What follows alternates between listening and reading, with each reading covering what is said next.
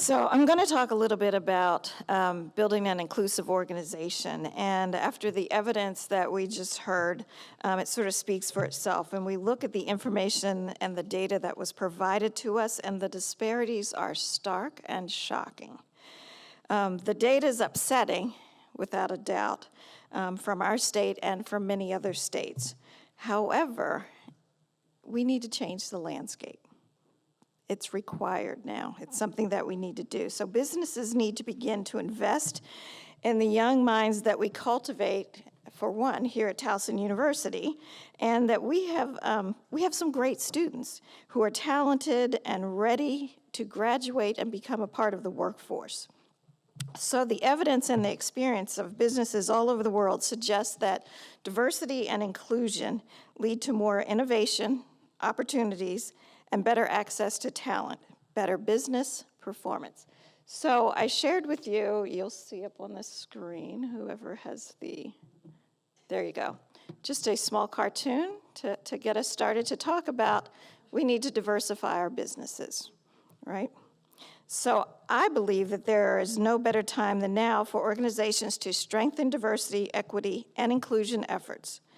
So first, what we need to do is define what we mean by diversity, equity, and inclusion. So for one, diversity includes all the ways in which people differ, encompassing all the different characteristics that make one individual or group different from another. And it's more than just race. It's more than just ethnicity and gender. It includes age, national origin, religion, disability, sexual orientation, socioeconomic status, education, marital status, and language. We can also include diversity of thought, ideas, perspectives, and values, and that there will be individuals who will affiliate with multiple identities that will be in the workforce with you. So the second one is equity.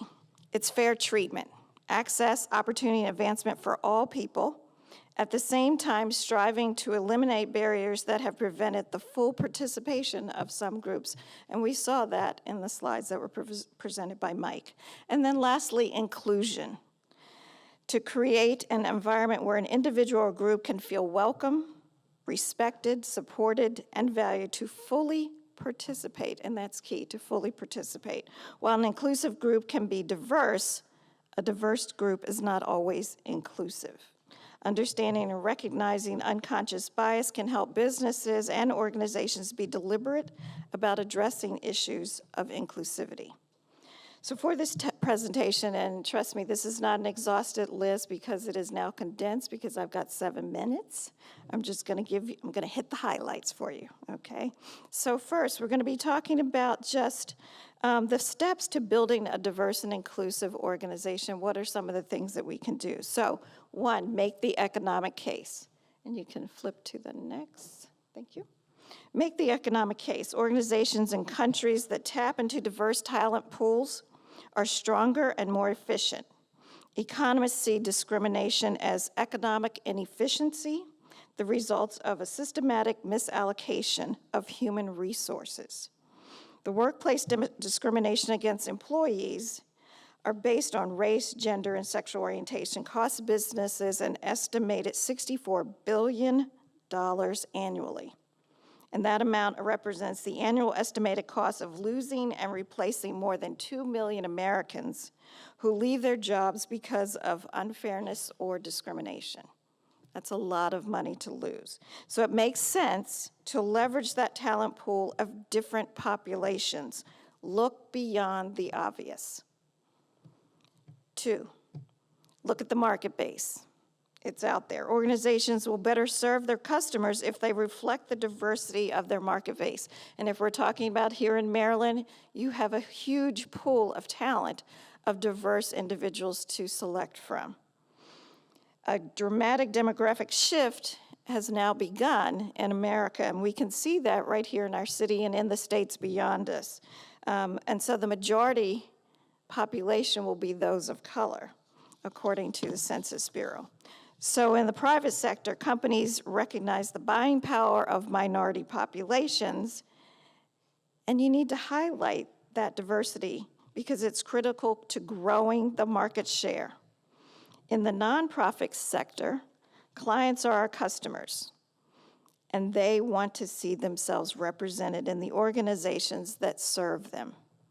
Donors are also customers, and organizations and their clients can benefit from the resources of different groups.